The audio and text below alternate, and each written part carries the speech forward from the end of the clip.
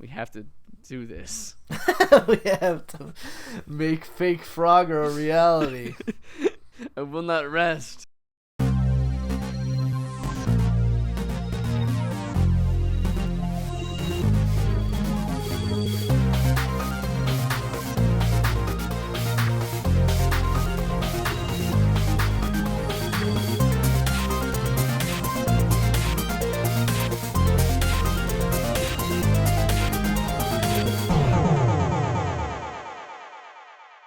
Hello and welcome to the Pixel Podcast. My name is Matt, and as always, I'm here with Ricardo. Hello! And that's it. Yes. That's it. After Ethan's gross mishandling of the podcast over the last several weeks, we've had to take him out. He was fired. And by that I mean he was sprayed down with a flamethrower and was immolated. Until reduced to cinders. Yes. Cinders. Cinders, you say? How? What a quick segue. Are we jumping already into this? No, Well, but seriously, Ethan's just sick. Oh, yeah, that's right. Yeah, no, that's what happens when you host a podcast too many weeks in a row. And then hosted a podcast on, well, I guess he's co-host of his other podcast. Of that other podcast that shall not be named. Which I was on. Again? Yeah, I was on again. Oh, but man, I gotta weasel my way into that podcast so I can be in more podcasts. Just be like, this is a movie that you guys haven't seen. Yeah. But I've seen it and I know it. I've done that. You've done that? Yeah, I've done that. Well, this is a public calling out. I've suggested several movies. Of the Other Half podcast. Why haven't you had Matt on yet? I don't know what voice that's supposed to be. That is the Macho Man Randy Savage. Yes, it is. Oh, right. Yeah. I got you for 3 minutes. 3 minutes of this intro. The problem is they can't see me. That's why. I know that's a John Cena. I know that's a John Cena thing. I know. Man, off to a riveting start. Yeah, right now. well, we had a great segue, which we reversed. So let's just start again. Okay, so we killed Ethan. Yeah, you know where else you die a lot in? Where? The world of Lothric. I forgot what it was called for a second. Good one. Which is Dark Souls 3's ominous overworld. Does the real Dark Souls 3 start now? Yes. Cool. Now. Everything that's happening now in Dark Souls 3 is happening now. It's if you die in Dark Souls 3, you die in Dark Souls 3. Yes. Real-time death in the game. You grow old. Yeah, you have a family. And then everyone dies. You get immolated by a flamethrower. Indeed. No, so I've been playing Dark Souls 3. That's what I've been spending most of my time doing. We've heard all about it. Dark Souls 3 is great.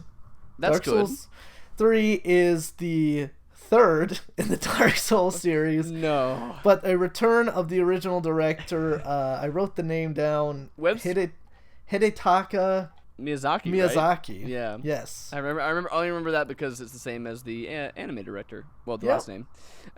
Same guy, basically. Same, more or less. But yeah, he's been the director of the series since it was Demon Souls. But he actually was not director of Dark Souls 2. That was shared by, again, I wrote him down, but I'm going to butcher the names. Tomohiro Shibuya and Yui Tanimura. Oh, you got it. Oh, I got it.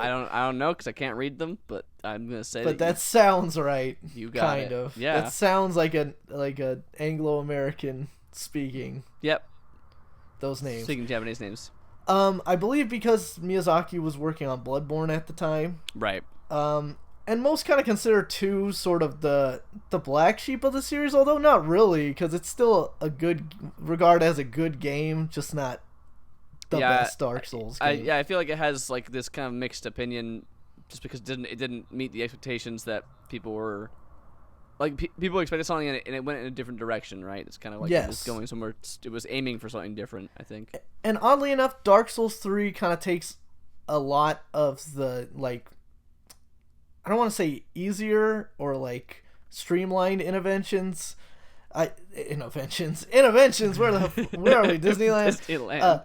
Jesus, man, I'm tired. Anyway, it takes some of the more streamlined innovations of Dark Souls 2, and it brings them in and integrates them into this one. So, for example, in Dark Souls 2, one of the things that I liked a lot about Dark Souls 2 was that immediately from the start of the game, you could warp between bonfires. Bonfires right.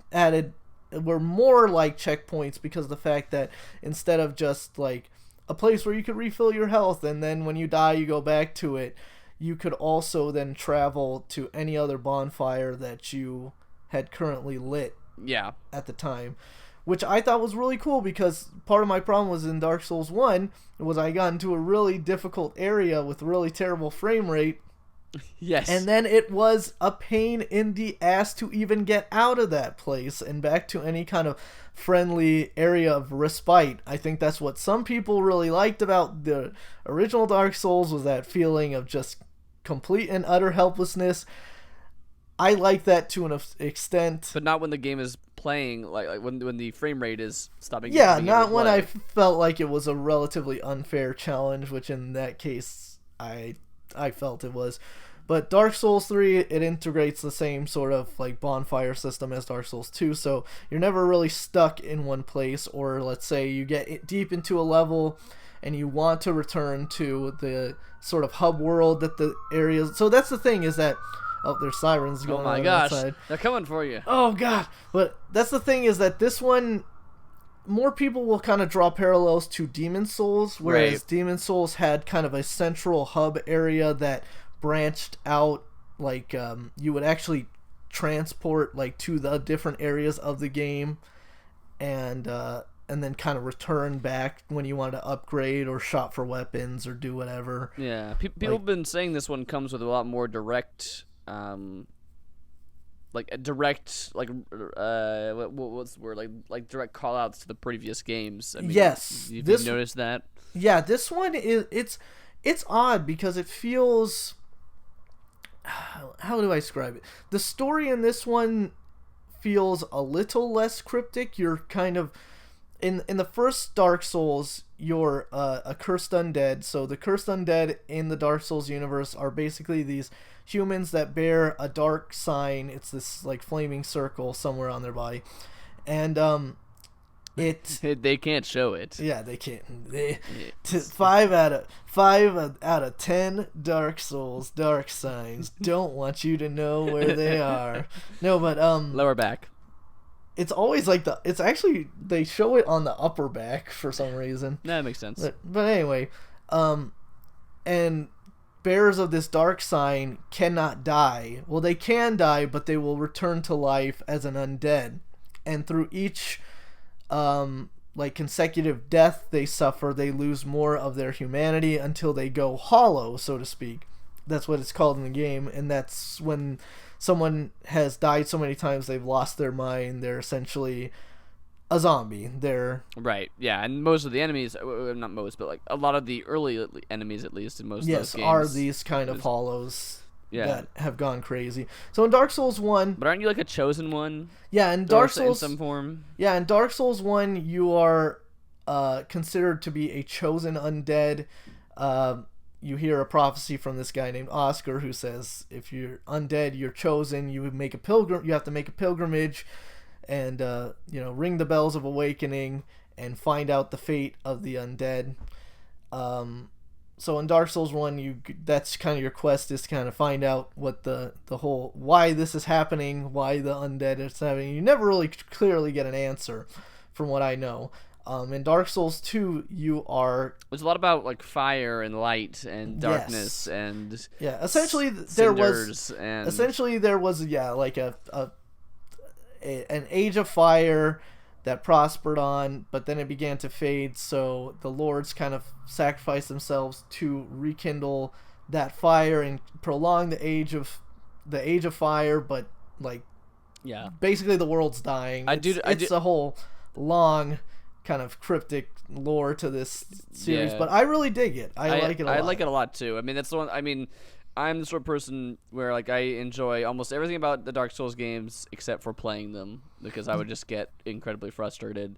But I really love all the lore, the amount of atmosphere, the way that world is kind of revealed. Is not like most RPGs. And of course, like the monster designs and everything are just amazing monster designs. So cool and different.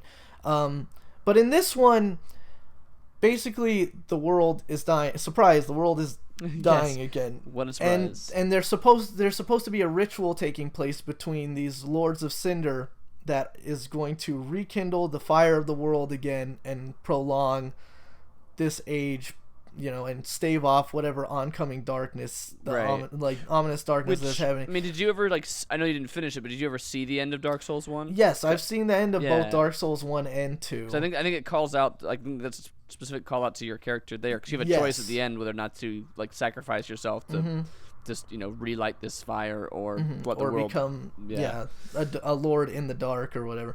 But basically, there's these Lords of Cinder that are supposed to take part in this ritual to rekindle the flame, but they just are like, peace out, we're not doing that, and they go basically they're off doing their own thing and the world's dying. So you are actually not technically a chosen undead in this game. You're something called an unkindled, basically someone, I think, that was supposed to be sacrificed to the first flame, but instead you are unkindled. So you're always referred to as Ash by all the other NPCs in here. They call you the Ashen One. You gotta catch them all. Yes, you gotta catch all these lords. Yes, they're so you're an unkindled, but functionally in the game it works the same as being undead, because you die, you come back at a bonfire. The only difference is that now, instead of a humanity system in this game, you burn embers, which allows you to access all the kind of multiplayer facets of the game, which I never actually got too into when I played the other two Dark Souls, but in this one I'm a little bit more invested in helping others or getting help from others or whatever. Why so? I don't know why.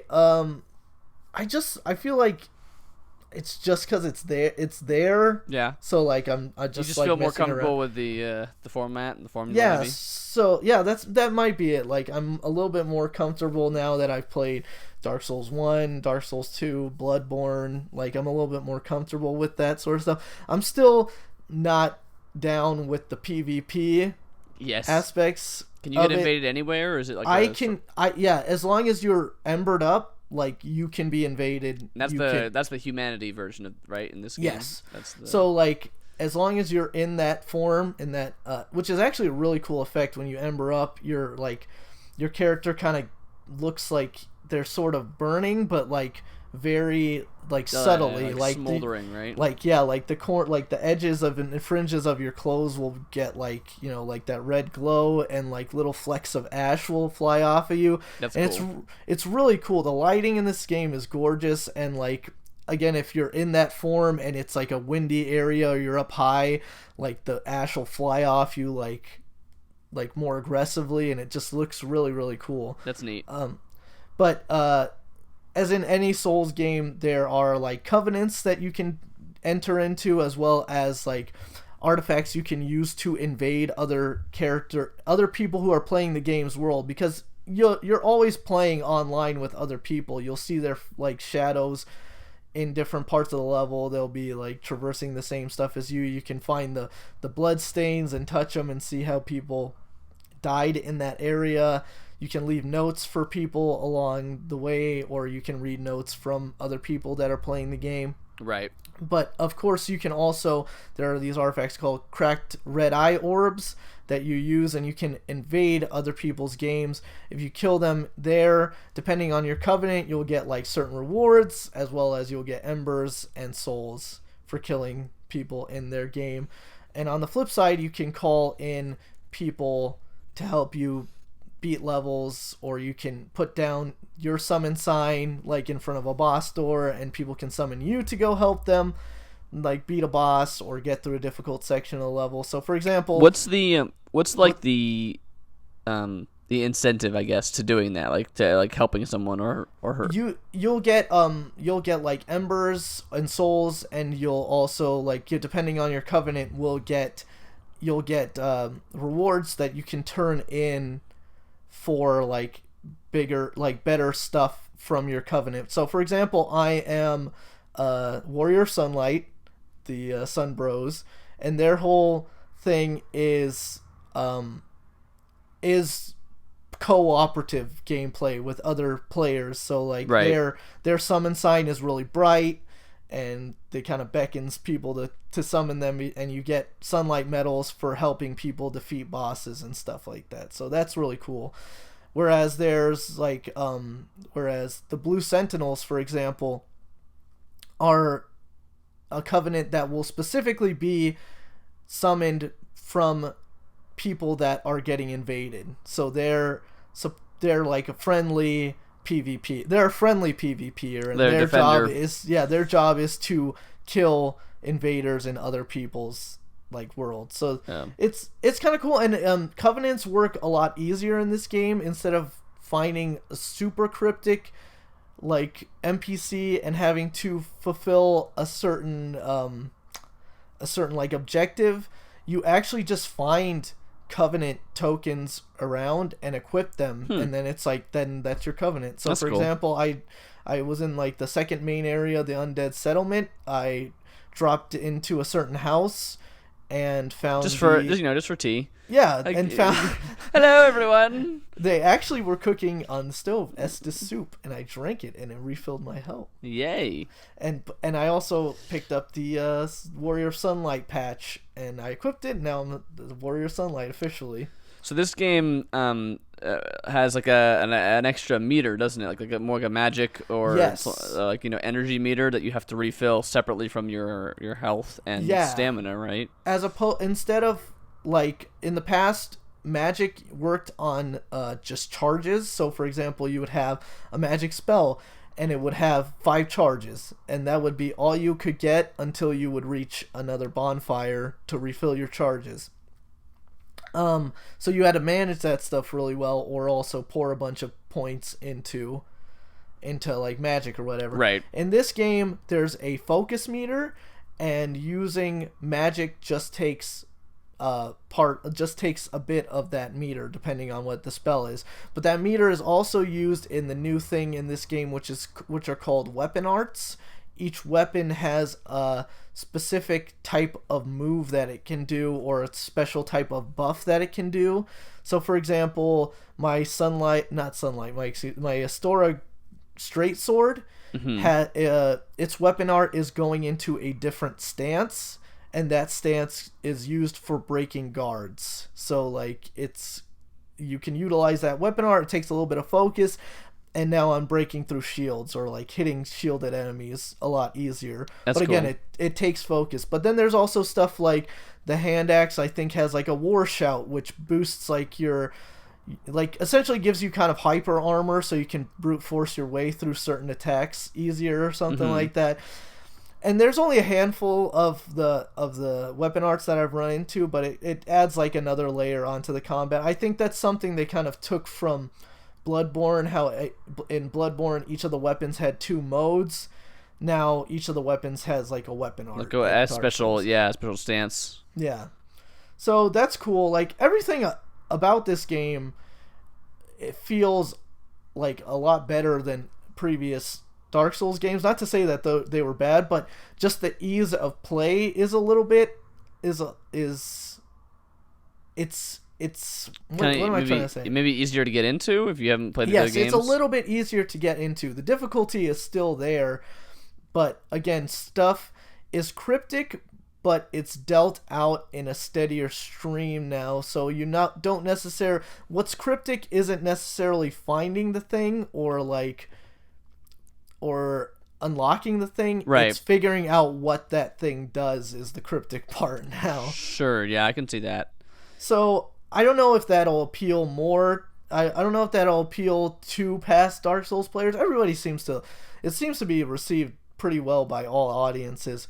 But I do know for a fact that this feels like maybe the easiest Dark Souls experience to get into. I would have said 2 before this, but I think this one beats it.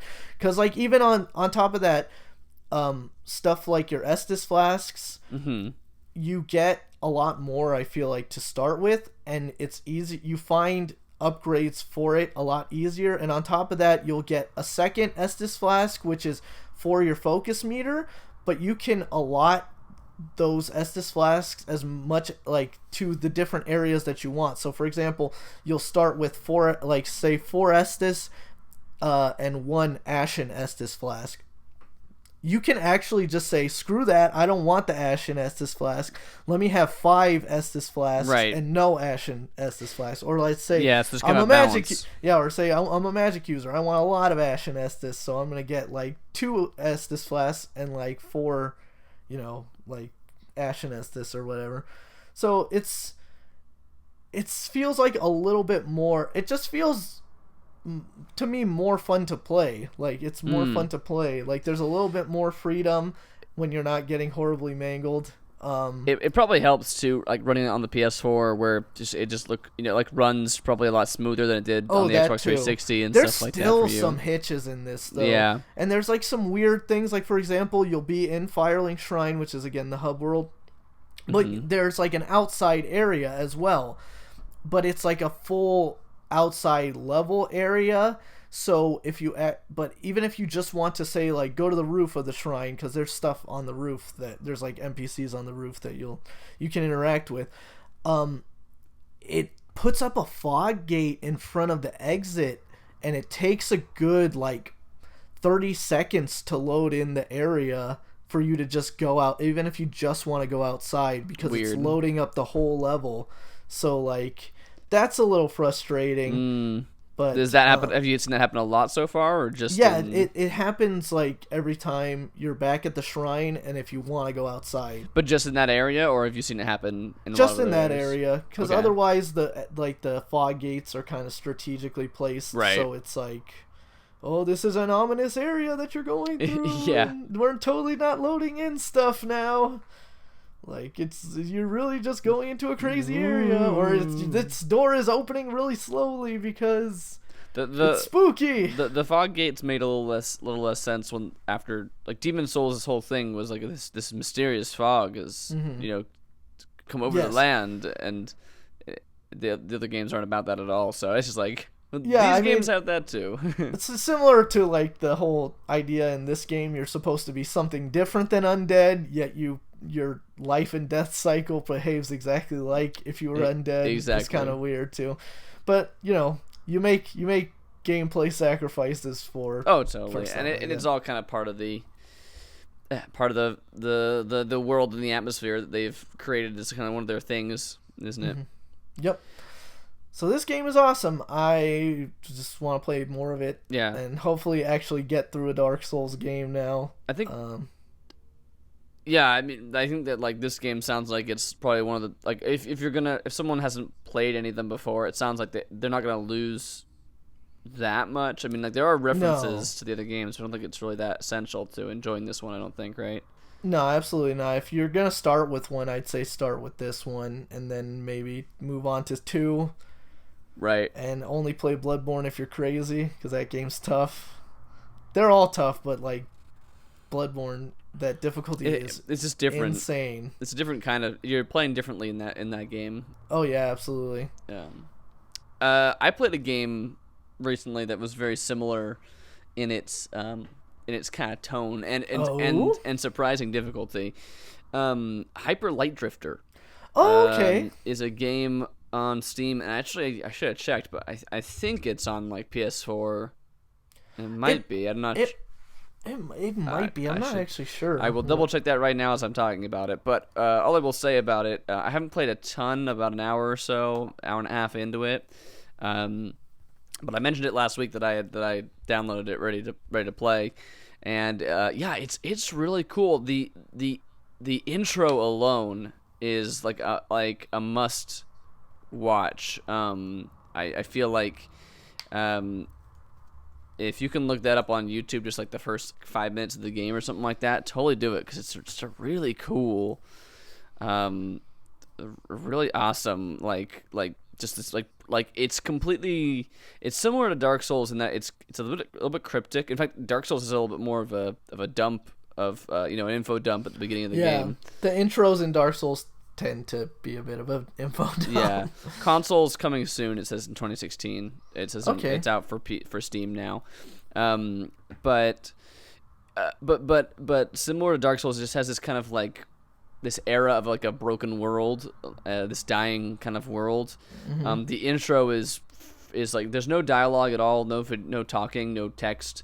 Even when you get into the game, there are NPCs around, but all of them talk in like these little.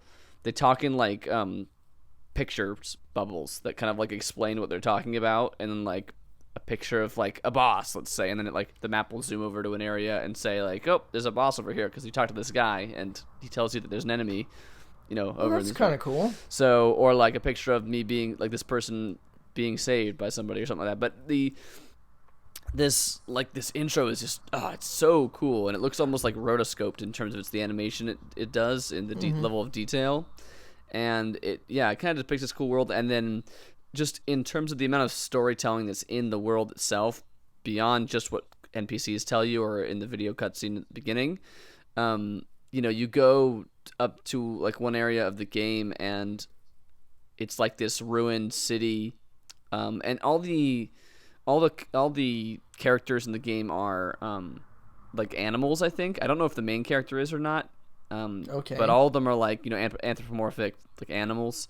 So there's this ruined city full of birds that I went through that has all these bird enemies that have like turned into like these crazy cultists and like attacking everybody. And in like the main town, there's like a blacksmith that will upgrade your weapons, and someone will upgrade your armor and upgrade your. So you have like a sword. It's kind of like if you combined, like the Dark Souls like sense of style, with like the Bastion gameplay.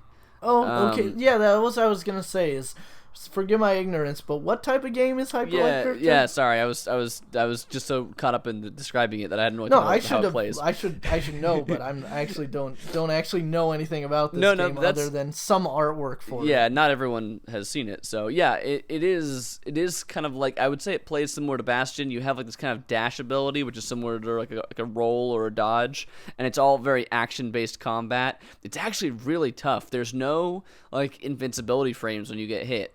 And enemies can interrupt your animation cycles, kind of similar again to Dark Souls. Oh. So you can get chain ganked like real easily if you're just not, alert or with it. So again, like Dark Souls. Yeah, the game recommends that you play it with a controller. I don't have one with me right now, so I'm just using a mouse and keyboard, and it's I could definitely, as soon as I get back to a PC, I'm gonna be playing this with a controller. But I'm surviving with the mouse and keyboard. But it's just cool, like, to see like the environmental storytelling. Like, you have a sword, which is your main attack. You have this dash ability, and then you have a gun, which you can use but you only have a certain number of shots with it. Basically, you can kill enemies to get shots back, but not every enemy will drop ammo for it. So, you can, once you find like these hidden items in the environment, like hidden off to side areas and things like that.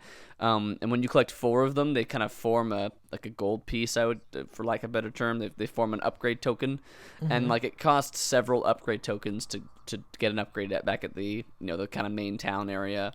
So you have to kind of go on and search for these to find stuff. You're like I don't know. I guess I can't spoil too much because I don't really know what's going on, but your main character appears to be like dying or like very badly sick. Okay. Because at random parts throughout the game, luckily not in any combat or anywhere where it would cause you to have problems, but if you try to like move or dash, he'll just start coughing up blood. Jeez. And it's actually a really brutal game in terms of like its violence. Like, there's a section of like I talked about this ruined town with all these like crazy bird cultists, but if you go to a different, there's basically 4 directions from the main town in the center, and there's like north, south, east, and west. And if you go north, you hit the bird town area. If you go if you go out towards the east, you'll get to this like this frog area where all these like frogmen are, and they've like murdered all these cats like that maybe used to live there or like were that living there with them or something like that. And there's all these like cat heads on spikes, and Jeez. it's like it's all in this like pixel art style. So it's not like it's super like gory because you can't really see that much, but it's certainly the sort of thing where it's like it's in the background, so you wouldn't even like if you're paying attention to it, it's just like this really cool window dressing, which kind of just adds this kind of color to this world, this whole kind of ruined world. I think your character is called like a drifter because there are other characters that you run into who seem to be kind of like they're called drifters because I think they're like adventurers basically. They go around looking through all these ruins for all this old abandoned technology kind of thing and trying to find the secrets of the whatever. But you run into other characters or other friendly NPCs that are of a similar stature. At one point I saw another guy like fighting off other enemies, and I like jumped in and helped him fight off some dudes. And each area has their own distinct enemy types that are kind of like that really fit well. They're not just like thrown randomly, throughout the levels. They're kind of like placed in areas that kind of make sense for them to be in. So it's pretty cool. I'm really enjoying the vibe it's throwing off. So yeah, that sounds cool, and it's actually interesting, like how you mentioned how like brutal the game is in terms of its art style, because I think when a game does that kind of art style and juxtaposes it well with like actual violence, it's way more effective than like a Gears of War game, for example, where you're chainsawing dudes in half and it's blood spraying. Like, you almost get desensitized to that, but when you have this really gorgeous art style and then it has something like really ugly in the world like that, I think it sticks out. Like, and there's all these more. And there's all these like dead robots like around, like these kind of giant looking things that have all this like moss on them that aren't like moving or doing anything, and you always like see one of them and like feel like they're gonna start attacking you or something like that, but they so far none of them have. But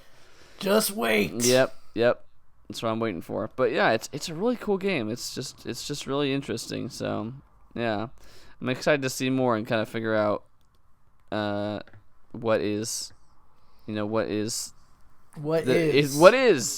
is. Yeah, I'll have to keep an eye out for when it gets released on consoles, because it seems up my alley. Yeah, another game that I think would be up your alley would be Enter the Gungeon. I mean, hearing Brandon talk about it made me really want to check it out. Yeah, it looks solid. Is that out on consoles yet? I think it got a simultaneous release. Yeah, that one is PS4, I think.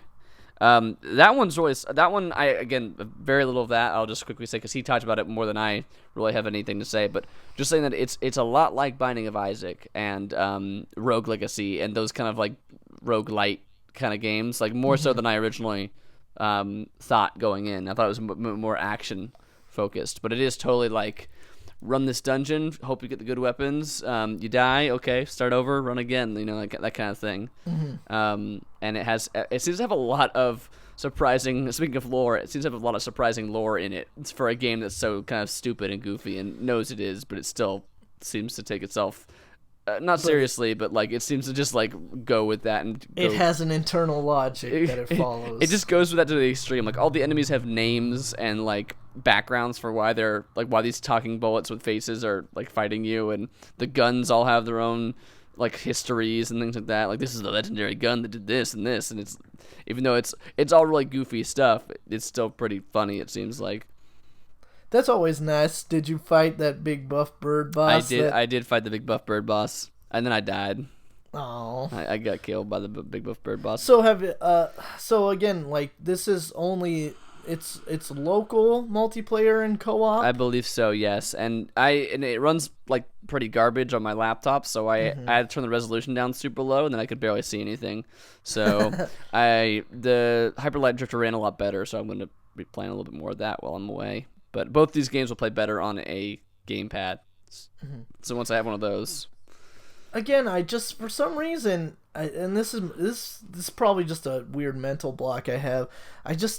see that Enter the Gungeon experience being like more fun with two people, and I just don't know if I would enjoy it that much with just a single player. I don't know. Yeah, I mean, maybe. I mean, I feel like, I feel like I could see it totally being fun both ways. Like, I, I like, I like. I like being able to play it by myself because I played most of Rogue Legacy and Binding of Isaac by myself as well. Mm-hmm. But I could definitely see myself playing some co-op. Obviously, I think it's a lot easier with co-op too because it doesn't scale. It's probably just a case of me again needing to see more of the game for myself to actually make a decision. But yeah, no, that seems cool. Both those games seem awesome. Like, yeah, they're cool games. You've been playing a cool game, I've heard. A little bit. A little bit. Okay. Just a little bit. The secret's out.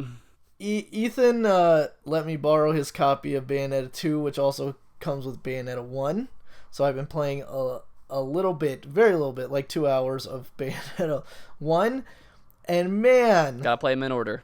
I don't know why I didn't like. I must have forgotten what Bayonetta was, like, when I popped it in. Because that must have been really funny. I was pretty baffled at the initial, like, intro. Well, no, the intro is actually kind of cool. It's like an interactive kind of, like, teach you the controls sort of thing. Yeah, they're pretty crazy, right? Yeah, but then, like, the first scene with, the first scene that you actually play, like, the level is just out of control, and I was just like, for some reason, again, was not mentally prepared for that. I guess maybe because I was playing, Dark Souls 3, and it's a very somber, understated kind of like ominous world that you're in.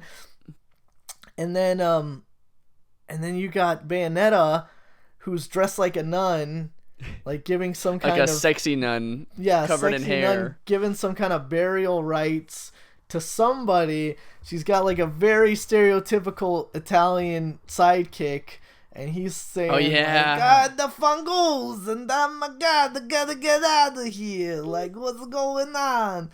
And then angels attack, and then there's like this big bald black guy who's helping you out, and he's throwing you guns, and like there's just this really long cutscene with Bayonetta doing stuff, and then I'm playing the game and I'm doing a bunch of crazy stuff. You know what's funny is that I think Ethan mentioned this on one of the podcasts that I was not on, is that he really liked like Bayonetta and he really liked Asura's Wrath, but he doesn't like anime. Yeah, but he doesn't like anime. I know. That's both like the most anime things. Because to me, I think he doesn't like the kind of like emotional like navel gazing that a lot of anime has. A lot of anime has that, yes. He just wants the really goofy, stupid action scenes. Then he should watch Sengoku Basara. Yeah, watch that. That show is crazy and also stupid. I told him he should watch Fooly Cooly. That show is also crazy. I think I was the one that told him that show was very anime. It is. It's the most anime. I remember that was like one of the before I really was in. I mean, I'm not really that into anime, but before I was really like accepting of it, someone tried to get me into it by showing me that, and I was just like, "Oh my goodness! Well, I can't even think about what is going on right now." I was like a teenager. I watched like half of one episode and was like, "Nope." But I probably could handle it now. Yeah, see, I think it was kind of a similar situation for me in that it was like the first thing that I got shown. But at the same time, like, I really got into it. Yeah, like, I could probably go back and enjoy it now. I don't know. I just like I remember at the time just being so overloaded with what was going on screen. Just like, this isn't American cartoons. I knew what anime was. I had seen anime before. But you mean like Pokemon, Dragon Ball Z. I had watched Zach Bell at some point because that was on Toonami. Zatch Bell? Zatch Bell? I thought it was Zach Bell. It was Zatch Bell. I think it's Zatch Bell. Yeah, I think you're right. No, Saved by the Bell with Zach. That's what I'm thinking of. What was that other one? There was another one about... I don't know. I watched like Pokemon, Monster Rancher. I never watched that. Digimon. A little bit of Digimon. A little bit of Yu-Gi-Oh. Yu-Gi-Oh, yeah, I do remember watching that. DBZ. Of course, everybody knew that. Escaflowne. Did not see that. Did not know what that is. Some Sailor Moon. Oh yeah, that was probably the first anime I ever saw because that was like, when I was like a really little kid. Someone of my friend was watching that show. I feel like the first anime I probably saw was Speed Racer, and I didn't realize it was an anime. Yeah, that like hardly counts anymore. Yeah. But anyway, Bayonetta, that game is crazy, but it's also super duper fun. Again, I think the other Platinum game I'm really familiar with, because I played it all the way through, was Metal Gear Rising. But that game had some issues with its combat system. Bayonetta's combat system just feels really, really tight, and everything flows together. Yeah. Like the dodging is rewarding because the game literally rewards you for expert dodging by slowing down time. Like the combos really like kind of intuitively flow together, so you can just kind of create your own stuff and keep just doing crazy stuff at all times. It's just a really, really fun game that I want to play more of, and I want to force myself to play more of, but I don't know. It's such a weird juxtaposition from playing Dark Souls 3 to then also switching over and playing Bayonetta. The funny thing about the Bayonetta is it's on the Wii U, so it actually comes with right as soon as you start the game. When you start the first level, it gives you the option to change costumes. Oh yes, of course, and you can do all the. And so yeah, you can play as Link Bayonetta, or Princess Peach Bayonetta, or Princess Daisy Bayonetta, or crazy Samus Bayonetta, and each of the suits actually gives you a different ability. So for example, like Link Bayonetta gives you kind of the parrying blocking system that was in Metal Gear Rising Revengeance, which I didn't like very much. Oh, really? Oh, yeah, because that's another Platinum joint, right? Yeah, because it's where you have to like move towards the attack that's oncoming and hit a button that is also the same as an attack button, and the game just has to intuitively realize that, oh, you're trying to parry. So that was what I disliked about it. But like Samus Bayonetta has a big beam cannon that you can shoot out. Sure. I forget what the Daisy and the Peach ones do. Is there Donkey Kong Bayonetta? No. Oh, that would be great. I thought it was a bit odd that they have a Princess Peach Bayonetta and then they have a Princess Daisy Bayonetta. You'd think they'd want to get another franchise in there besides just two Mario ones. A WarioWare Bayonetta. That'd be too hot. That would be insanity. That would be just too hot for this game. Yeah, Bayonetta is a pretty conservative game. Nintendo needs to lighten up. She doesn't totally get her nun suit cut off of her she gets her nun suit, all right. She gets nun suit. Yup, because that's what she's wearing.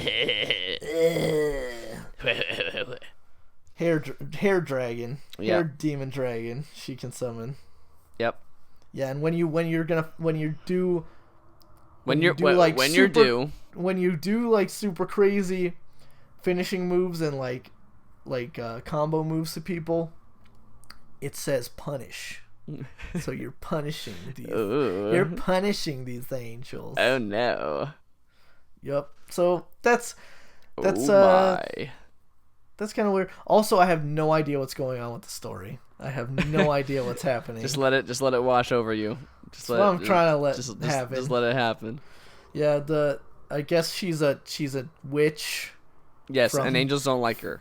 Yeah, angels don't like her, and that big bald black dude is actually some kind of high-ranking demon in hell, and he goes down to hell to get weapons for you. And he sells you weapons. And he has a bar called the Gates of Hell. Yep, it's a pretty good bar name. Yeah, and it looks like a pretty cool bar. You pop in there to buy weapons, and then you leave. Literally, there will just be a portal open in the middle of a level, and it'll be like, go to the gates of hell, and you're like, sure, and then you pop in, and now you're in the bar, and he's like, what'll it be this time, Bayonetta? Yep. I'm pretty sure it's the same guy who does Drebin's voice. Oh man, that's pretty perfect then. That's what he sounds like. That's pretty perfect. He's like, all hell's gonna break loose, literally. Cool. Good localization team on this. Yeah. But yeah, Bayonetta, weird. The antithesis of Dark Souls. This is about power fantasy and ridiculousness, not about somberness and making you feel like everybody is going to kick your ass at any given time. And the world is going to be destroyed. Well, the world is going to be destroyed in both cases, but in one case it's like sad and depressing, in the other case it's just like loud. In the other case it's like, I don't care as long as I get my payment. Is that how she sounds? Yes. Okay. The worst / best line that I've heard in Bayonetta so far was she's threatening somebody. Can we do this every week? Can we do the worst / best line you've heard in Bayonetta so far? We could try. Every week. We could try to make that a segment. But in this, so I forget who she's threatening because again the story just goes so far over my head. But she's like, if you don't get me what I want, and she's like holding one of her guns to the guy's head, and she's like, I will do as, what do the Americans say? Bust a cap in your ass. And I'm just like, oh, that was pretty good. But also, that's hilarious. Because like on the subtitles it pops up and it's like, bust a cap in your ass. Yo and ass. I'm like, how is she gonna say this? And she's like, bust a cap in yo ass. And I'm just like, oh god, this. Who does the voice? This is a game. I don't know who does the voice. Who does the game? Who does the game? Who Kamiya. Who game? Kamiya. Who's like, stop asking me about Bayonetta and Smash. And then Bayonetta ends up being in Smash. So not family friendly. He blocked so many people on Twitter just for asking him about if Bayonetta's gonna be in Smash. He liked to block everybody on Twitter. And then, didn't he like regularly answer with your mom? Like, yes. And then he would like go troll Gamergate people and like tell them that they were dumb babies. Yep. So he was pretty amazing. Kamiya is, he's the guy you would think would make Bayonetta. That's pretty good. They're making Platinum's making another game soon, aren't they? They're making the Ninja Turtles. That's right. That could actually be good. It could actually be good. Do you think Ninja Turtles are gonna fight angels and have like a big black friend and like do all this other stuff? That would just man, aren't there any black people in Ninja Turtles? Racism in Ninja Turtles. This show. Let's write a think piece about it. Oh wait, they made Baxter Stockman black. Oh, and only a bad guy in the newer one. Yeah. This one they're making is based off the old cartoons, though, right? Like the really old ones from the 80s. This I don't know. Actually. Or is it based off the newer? Is it based off the new stuff? I think it's just based off its own stuff. It's like, here's the Ninja Turtles license. It's based off the TMNT movie. Do whatever Platinum would do with the Ninja Turtles. Do that. And I think that's essentially what they're doing. Except not what you did for Korra, though, because that was bad. Yes. But that's the thing is, like, they were... Well, for one thing, I think they had, like, not a lot of time to work on that. But second of all... that was kind of like a side project, too, I think. It was like a $20 game. I don't think the Transformers game ended up being received that well, either. Really? Because I heard it was amazing. Did you? From both websites and from... people I knew in real life. Okay, well maybe it's just because I didn't hear anything about it, so I assumed it was just like okay or whatever. Yeah, I think it didn't really make a splash. Like most Platinum games seem to either just not do so well, even though like a lot of them, like most of them are considered to be very good. But yeah, like I never played it, but people loved Vanquish. Oh yeah, that was them too. I completely forgot. Isn't the new Star Fox them too? No, that's just Namco, I think. Oh, okay. Yeah. Man. Or is it? No, I thought they had some part in that. I don't think they're the main. I mean, that Star Fox game doesn't sound like it's gonna be that great.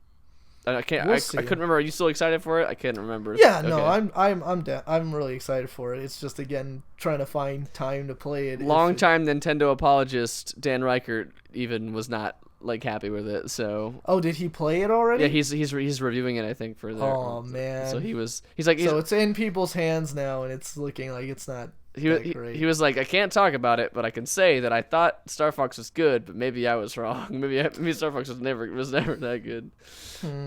But hey man, make up your own mind. It sounds like it's more Star Fox 64. So if you haven't played that in a while and want to go through that again, it sounds like it might be kind of that. All right. I'm down for that. What was I gonna look up? Platinum. Star Fox. Yeah, Star Fox Zero. I keep forgetting the subtitle. Zero. It's a cool name. I feel like it's just very cliche. It's a cool name. Nah, I think that. Yeah, Platinum Games. Yeah, you're right. It was them. So. Interesting. Yeah, Platinum's been doing a lot of stuff. So. That's good, but also again, That's I feel bad. like you risk again doing like it's happened on a few games, like the Korra game, and again maybe now this Star Fox game, where it's like right. maybe spreading yourself a little bit thin, and then you're kind of releasing like a 50-50 split of like, is this gonna be, is this like, for example, like From Software, they pretty much only make Dark Souls and Bloodborne now. But it's like... Did they ever make other stuff? I think they made a few other... I think there was a couple other games before There's that. a few games before. Like, there was like an Xbox era game that they made. Right. That was also pretty hard. Koge or something? Kage? It's like a ninja game, I think. I can't remember. Don't look it up, but trust me. I believe you. Yeah. So I guess that's all the games, unless you got something else to add. No, that's all the games. That's all the games. No more games. So that brings us to the news. The news. Short news week this week because Ethan was sick and he usually looks up news, and I was not able to look up a lot of news before we started. Just being honest, but you know what? Makes sense. While we were talking, I found a potential. One episode trailer, one video trailer trash. If you would want to indulge me, because I feel like you would actually appreciate the game. Okay. But I will say it when we'll pause for a second to do that if we do that. So, I'll reveal it later. In the meantime, the news. Ken Levine to write and direct pilot of new interactive Twilight Zone. Well, I think that's... Well, I saw Twilight Zone, and I was like, that seems like it's right up his alley, but I'm not exactly sure what interactive Twilight Zone entails. It doesn't sound like it's a game if you're just calling it interactive Twilight Zone. It doesn't sound like specifically like a game. I don't know. It's a really That's odd... the thing is, like, when you actually think about, like, a lot of these narrative games that Telltale has been putting out, and like obviously Life is Strange and stuff like that, they are kind of just interactive stories. Like, where do you draw that line at game? Yeah, because the article, this is on Giant Bomb, but this article makes it appear like it's just more of like a TV show where there will be kind of choices in what thing you view next, almost like an FMV game. I don't know. I mean, it doesn't. There's not much clear, of course. It's probably this is just an announcement, so it's not exactly, gonna break down everything that's gonna be in it. But Twilight Zone, that's a weird one to bring back in that format. At least And, it's a very household name. That's the thing. Is like, I feel like it almost feels like they weren't brave enough to just make a new idea based on, like, inspired by the Twilight Zone. Yeah. They feel like they need to tack on the Twilight Zone name on top of it. Or like the inverse of just like they wanted to make it. Someone was like, I want to make a new Twilight Zone TV show, and an executive was like, nah, man, it's not gonna sell. And he's like, okay, what if we did like a small web thing and it was like interactive because new media? And then the executive was like, new media, I hear that's hot. Put it on YouTube. Put it on the YouTube. Are you saying millennials will like it? Yes, yeah, millennials will love it. How will they engage with our brand? Yes, please be sure to hashtag the Twilight Zone. Hashtag bring back TW. Hashtag hashtag Rod Sterling. Yes. Hashtag Tower Terror. Hashtag the Twilight Zone. I'm willing to. Obviously, there's no harm in giving it a Yeah, shot. no, but of course not. I really like the Twilight Zone. The Twilight Zone is amazing. My dad used to watch that like when it came out on reruns and stuff like that. Like he would record episodes and we would watch together, and it always creeped me out like as a little kid. Yeah, but no, I as a remember kid, liking it really freaked me out as a kid. Yeah, I remember like my favorite episode is still like the first episode that they ever aired. I think was the one where the guy is like completely alone. Oh yes. Like he like wakes up and like there's just like he's like in this town and there's like no one there, and it obviously it goes from there because it's Twilight Zone, you gotta figure out what's going on, but there's a lot of other like more like kind of cheesy supernatural stuff in a lot of Twilight Zone because that's kind of the fun of it as well, but that one's just really powerful and in just how weird it is. And or there'll be like one of my favorite ones is there's the episode where there's a woman who is living in seemingly some kind of society where she's not accepted, and so she has to go through this facial surgery. And so like her entire face is covered in bandages the whole episode, and she's talking about all her fears and all her like insecurities and all this stuff, and you just see her nurses in shadow. And then they finally take off the bandages and they're like, we need to see if the experiment worked, like if not you're gonna have to go live on the colony or whatever like that. And so they take off the bandages and she's just a regular looking like woman, but they show her like a mirror and she screams and she's like really, really upset. And then you see like all the people that have been working on her are like these weird pig faced like looking people. And like they're like, the surgery like didn't take Miss Johnson or whatever. I'm sorry, you're gonna have to go like live on the colony or whatever. And then wow. And so they introduce her to like her partner, and is some other handsome dude or whatever, and then it's like a idea is the beauty's the eye of the beholder or whatever in the Twilight Zone. Bum, bum, bum, bum. But that show's awesome. That show's pretty great. Hopefully this will be okay at least. We can only hope. What else is in the news? So the other news article I have, speaking of famous CEOs or presidents of gaming companies, the former Rockstar North president, Leslie Benzies, I hope I'm pronouncing that, sues for unpaid royalties, and then Rockstar has to countersuit him. Which is he announced that he was leaving like a while ago. I feel like we talked about this. Well, that briefly, was like he was on that like sabbatical, right? Yeah, he definitely announced that he was leaving, though. I definitely remember that. And then he officially left. Yeah. Yeah. Just the more I hear about like Rockstar's kind of inner workings, the more I'm just like, what is going on like, with that studio? I'm not sure if I mentioned, but I walked right by Rockstar North's campus in Scotland.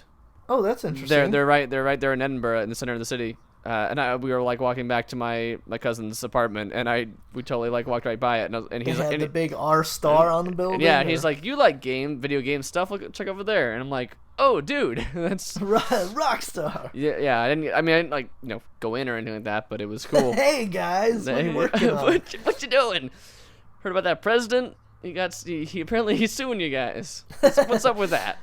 Well, actually, this is to go off on a slight tangent.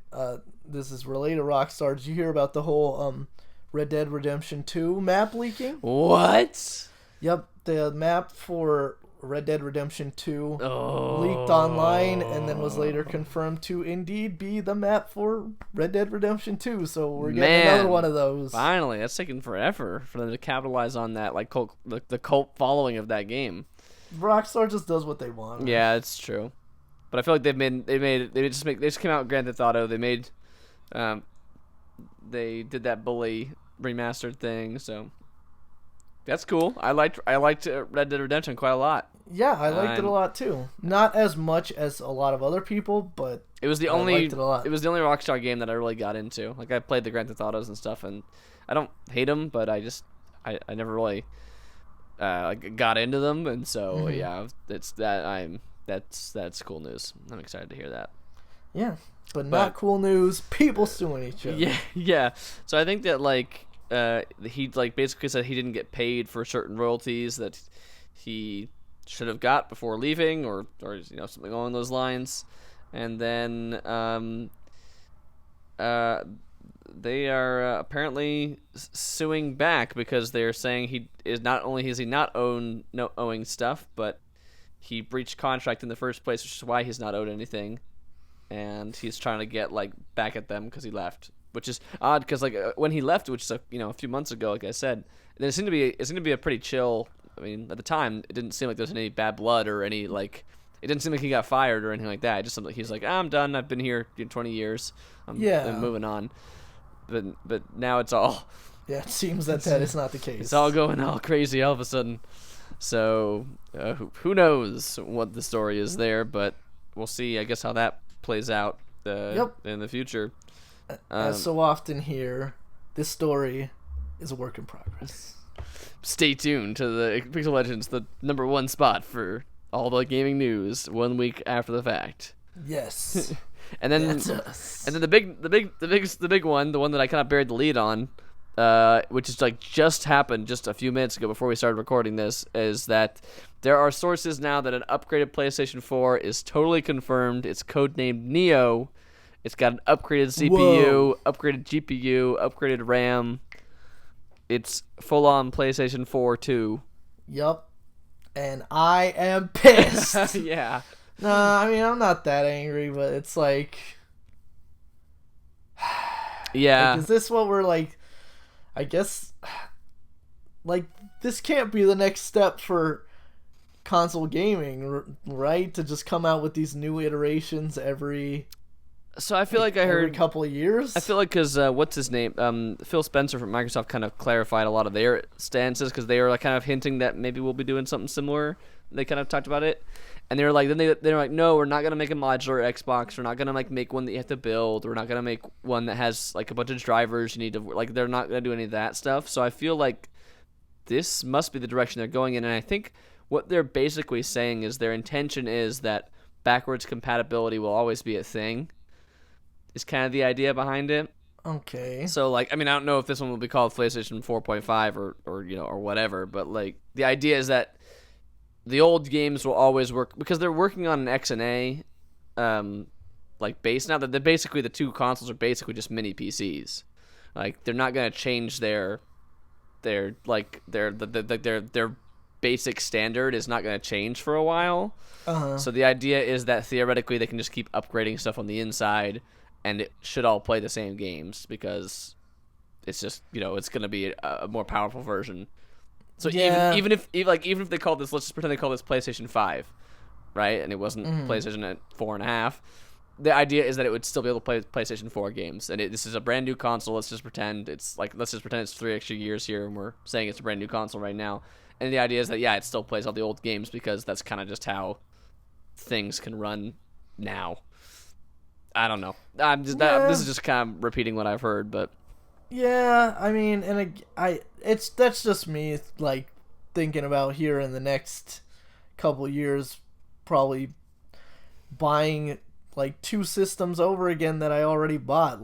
I'm gonna get a new 3DS here coming up pretty soon because Monster Hunter's coming, and this thing, and I need an upgrade.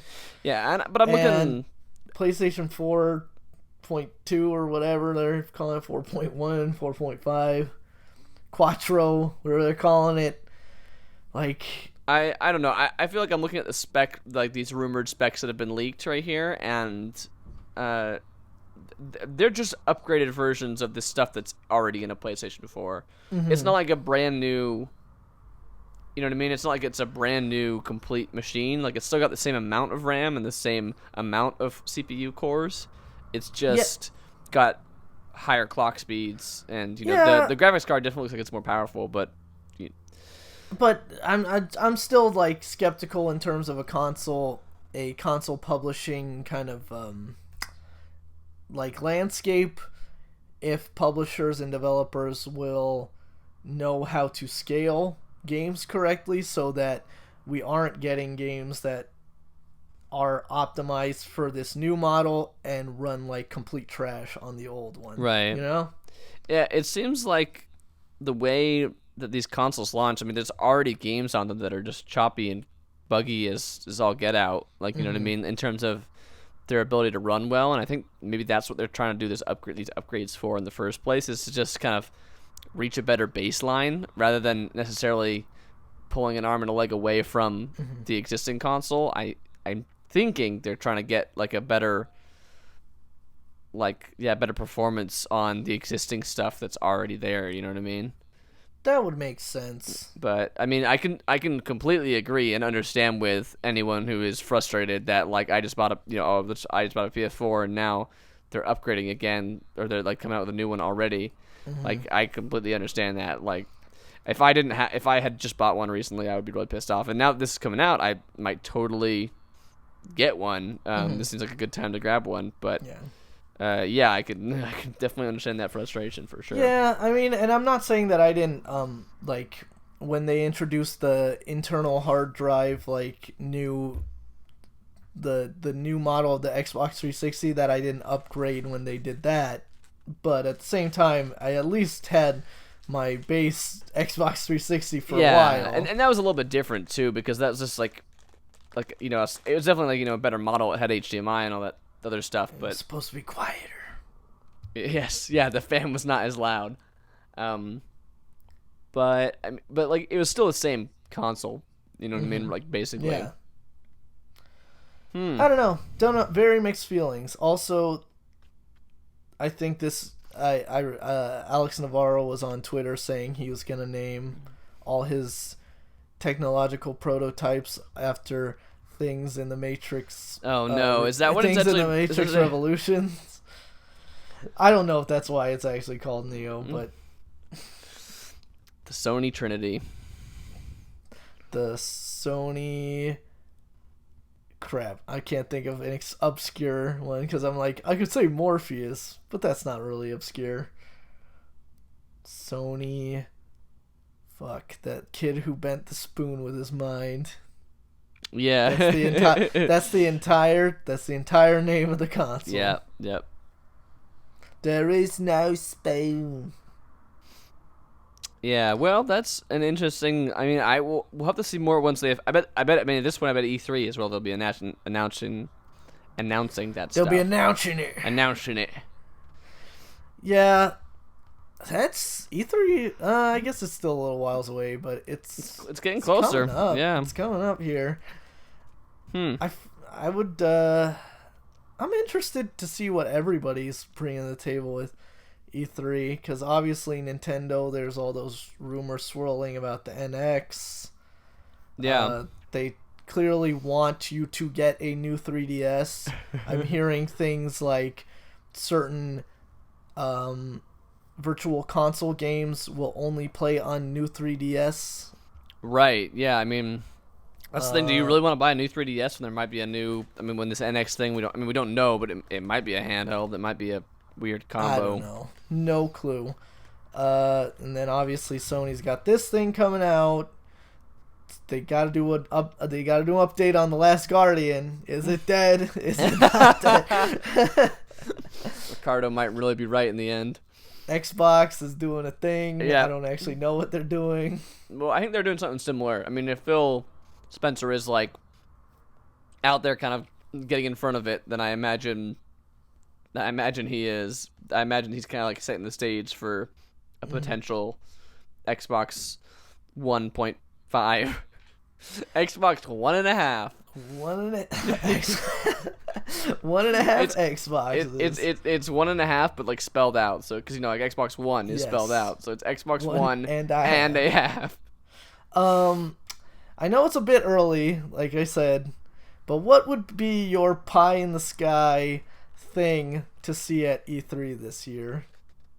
Gosh, it's kind of hard. I know. Right? I almost have hard at this point, right? I feel like the way games have been like that, like get announced and get hyped is so changed for me, because I keep getting like so pleasantly surprised by all these like smaller games that have just like that really like blow me away. Like Enter the Gungeon and Hyper Light Drifter. They're not necessarily like the most mind blowing games in the world, but they're just like these really fun like small experiences that I'm finding a lot of joy in.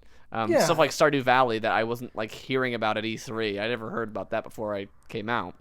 And again, in as kind of, I think we all reach like more of an adulthood, the idea of like these huge games that have so much content like padded out just to pad out the experience or whatever. Yeah, they're just not as appealing anymore. They really aren't. Yeah, that amount of work that I have to do to play that kind of game is more than I have time for these days, unfortunately. Yeah. But I don't know. I mean, I would say my like I guess my like pie in the sky like idea of what would be cool would be like Nintendo offering a really good solution for what the NX actually is, like something that like, because everything that's this whole idea of this mobile and console thing, I none of that sounds appealing to me, and like, and maybe it's cool, but and more of my concern than that stuff is really just like, will Nintendo finally get internet figured out? Will Nintendo finally get how graphics work figured out? Like, all of their games look amazing, but their consoles are underpowered. Yeah. Just, I mean, like, I'm not a graphics guy at all, but their consoles, just, like, there's a reason that they just don't get third-party support, is because they don't build consoles that are, like, the other two consoles are almost the same in terms of the way they work. Like, Nintendo's like this weird, older tech, like, weird, like, proprietary system that's just kind of, like, not easy to develop for. So I wonder if they're ever going to even try to get back into that kind of main market again, or if they're just kind of giving up and doing their own thing completely. Yeah. And then I guess, like, as far as like Microsoft and Xbox and Sony and PlayStation go, like, if they do announce some sort of like upgraded version of their consoles, that it would be like a reasonably priced machine, and that it would have some sort of incentive to get people to get it, like, because obviously they're gonna be getting a lot of blowback for, like, you know, like pulling a fast one on all their customers, basically. I wonder if they'll get some sort of like trade-in program or some kind of like easy transfer program too, because you gotta think everybody's thinking about all the stuff that they have on their current console and how it's getting to the next one. Yeah, so who knows? It's a weird world we live in right now. Indeed. But there's no big games that I'm like, oh yeah, I really want them to announce this. I can't think of anything, to be honest. Like, can you think of anything? I can't really say that I can, honestly. I mean, yeah. It's, I don't know, like, I think I'm just most interested to see the progression of weird stuff like that Dreams game, and like I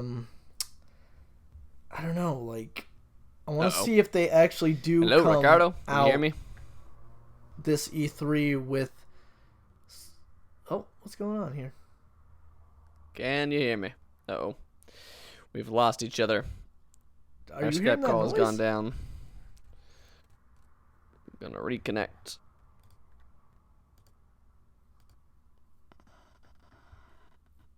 Oh, well, I guess I lost Matt on the call. Wi-Fi. This is the point in which I lost Matt on the call.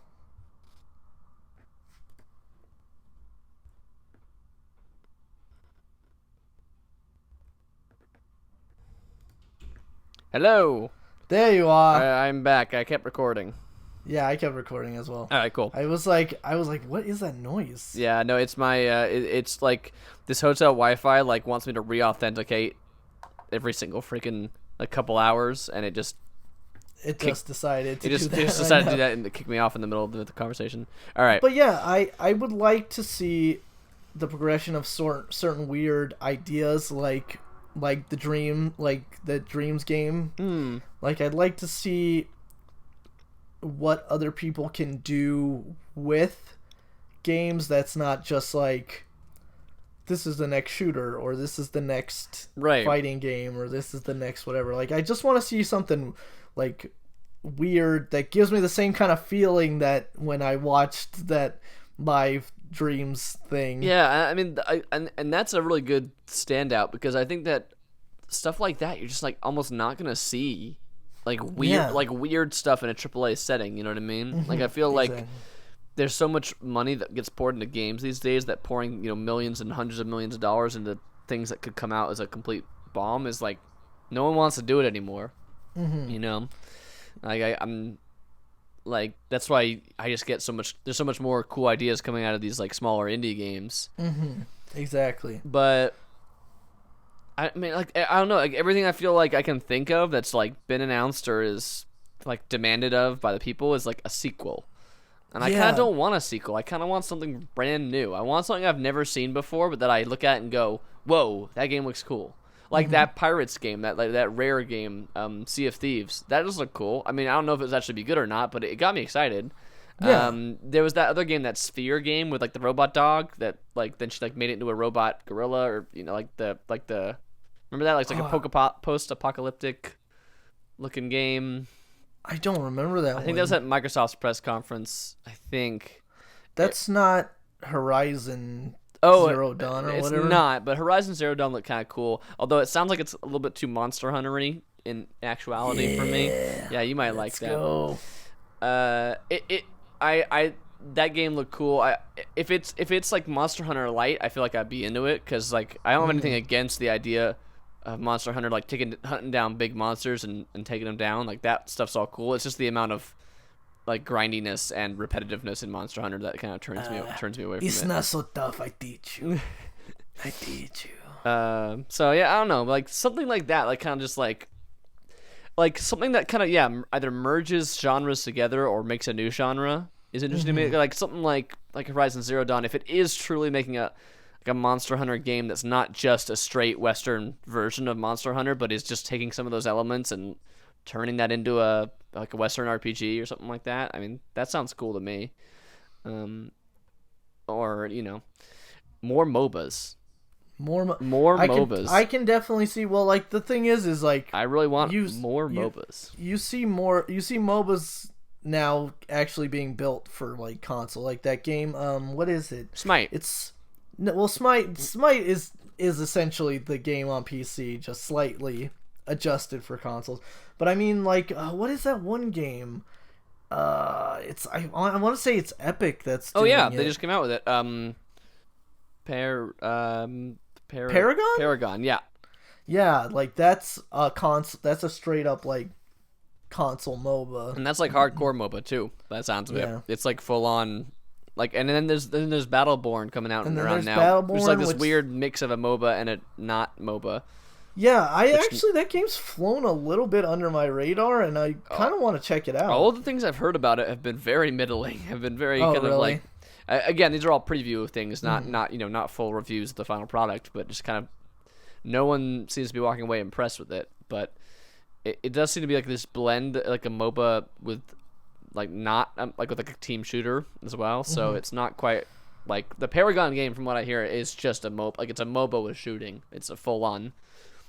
Buying items. So, like, Battleborn is more like it has Monday Night Combat. Yeah, sort of I think so. I think it's kind of going but like a little bit more into the Team Fortress 2 side. Like it has a MOBA mode, and it also has like a survival mode, like a wave based survival mode. Okay. And it has like a deathmatch mode. I think so. I think it has like multiple like ways of playing it, and then one of them is like MOBA-esque. like Monday Night Combat-esque, I would guess. And I loved the original Monday Night Combat. I loved Monday Night Combat too. I mean, I really liked the original wasn't bad or anything like that, but me and Ethan got really good at Monday Night Combat too. Or no, it was just, Super Monday Night Combat. Oh, Super Monday Night Combat. Yeah, and then I feel like that game just kind of faded away. Yeah, I mean MOBAs. Yep. If it's a sad story. It's not League or Dota or something that Blizzard made. Yeah, and nobody cares about it. Yep. It's hard to. I mean, like I feel like we're reaching the tail end of everyone trying to make their own MOBA. Yeah, probably for the best. Yeah. Although again, I would like to see that genre kind of infiltrate the console sphere a little bit more. I honestly think there's really good ideas there in the MOBA genre. I think that the two things that have been weird sticking points for me about there's two sides to it. There's like this side that like is so dedicated to keeping it the way it is already. Mm-hmm. So whenever they make a game around that concept, it seems to be like very heavily still pulling in all the MOBA elements to like make it a real MOBA. But then there seems to be like games that just kind of like throw it on top of what they've already got, which is the other side of the equation, which is I guess maybe what Battleborn's doing. I don't know, but yeah, that kind of like just kind of like, well, MOBAs are hot right now. Millennials love them. Guardians of Middle Earth almost did it right. They almost did it right. I can never forgive that game. That game. Let's not get into it. No, that game was a decent game, but Professor Tolkien was spinning in his grave. Gollum fight Gandalf when spinning like my Arathorn when he's using his little sword swing technique. Anyway, we are going to do one more trailer trash. Yes. We forgot about a little game that's going to be out by the time that you listen to this. I had no idea. Yeah, the Banner Saga 2 is coming out April 19th, so it'll already be out by the time you listen to this. But we just watched a trailer for it, the launch trailer, because both Ricardo and I really enjoyed the first game. I never finished it. Matt. It's my game of the year that year. I believe so. Yeah, it was. Yeah, I mean the story in that game is so good, and this trailer looks just like more.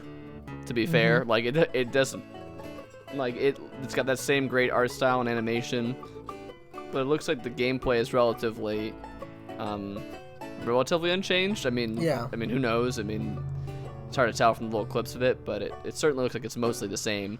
You got the side-scrolling Oregon Trail part where your clan is walking around, and then you got your you got your combat in the tactical square-based grid. Isometric grid-based combat. This definitely, if you're a fan of the first one, it's going to evoke a lot of that same feeling, references to the story past, as well as shows lots of cool animated clips from what are likely going to be cutscenes in the game. Now that I think they announced. So basically, I will give a slight spoiler here. So if you're really sensitive about the Banner Saga 1, but one of the main characters dies at the end of that game. Yes.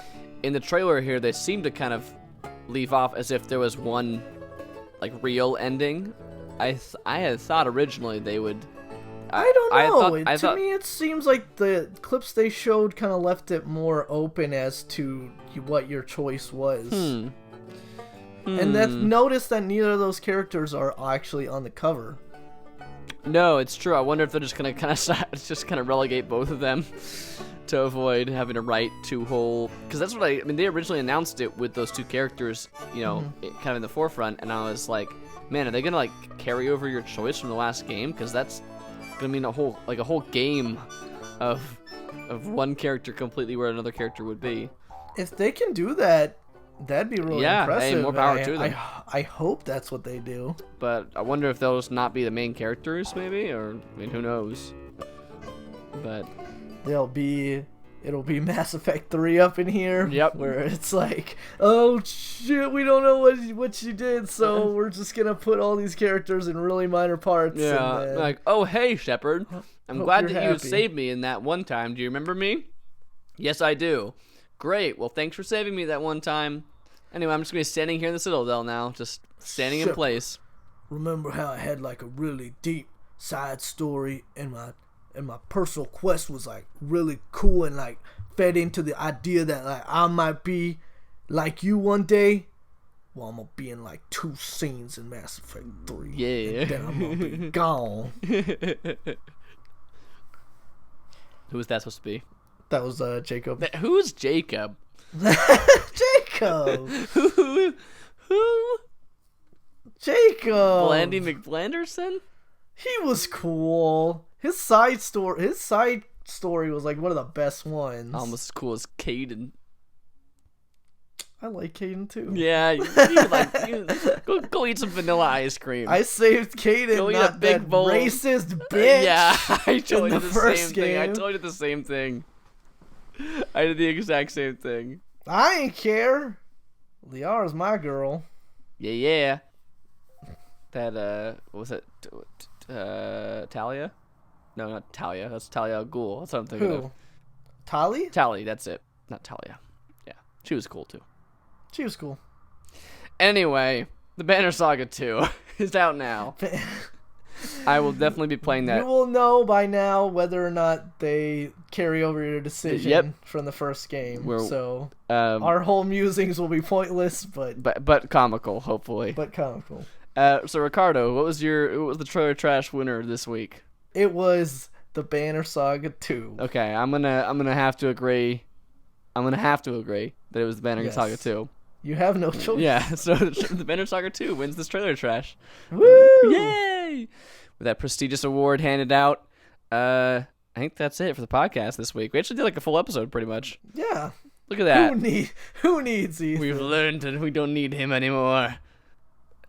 This is the real other half.